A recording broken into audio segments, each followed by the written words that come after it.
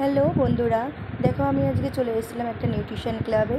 এখানে আজকে এসেছিলাম একটু নিজের নিউট্রিশন সম্বন্ধে, বডিতে কেন নিউট্রিশন প্রয়োজন, তার জন্যে নিউট্রিশনের অভাবে আমাদের বডিতে কী কী হচ্ছে, কী কী সমস্যা হচ্ছে সে সমস্ত জানার জন্যে আমি এই ক্লাবটা ভিজিট করেছিলাম।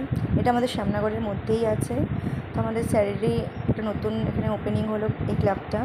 তো দেখতে পাচ্ছ স্যার আমাদের এখানে ভেতরে, তিনি আমাদের নিউট্রিশন সম্বন্ধে বলছিল কিছু কথা। তবে সেখান থেকে বেরিয়ে চলে আসলাম প্ল্যাটফর্মে ভর্তেই বাড়ি যাব বলে। বান্ধবীর হাত ধরে হেঁটে হেঁটে প্ল্যাটফর্ম থেকে চলে যাচ্ছিলাম।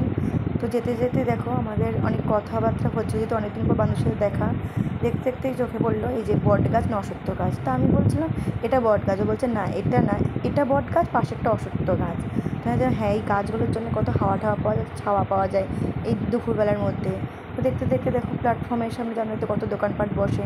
তো আমাদের চোখে পড়লো ক্লিপগুলোর দিকে। নতুনত্ব বলতে তেমন কিছুই নেই। যাই হোক, এখান থেকে কোনো তেমন কিছু একটা ভালো লাগেনি বলেই আমরা ছেড়ে দিয়ে আসলাম। উনি বলছিল নিন কম করে দেবো। আমি বললাম না না, কমের কোনো ব্যাপার না, আমাদের লাগবে না।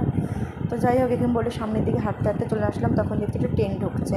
তো বান্ধবীটা বললো চল ট্রেনে উঠে পড়ি। আমি যে না না, ট্রেনে আর উঠবো না, তো আরও দেরি হয়ে যাবে, মজা করছিলো। যাই হোক, তো দেখো আমরা আবার চলে আসলাম আর কিছু পছন্দ করতে।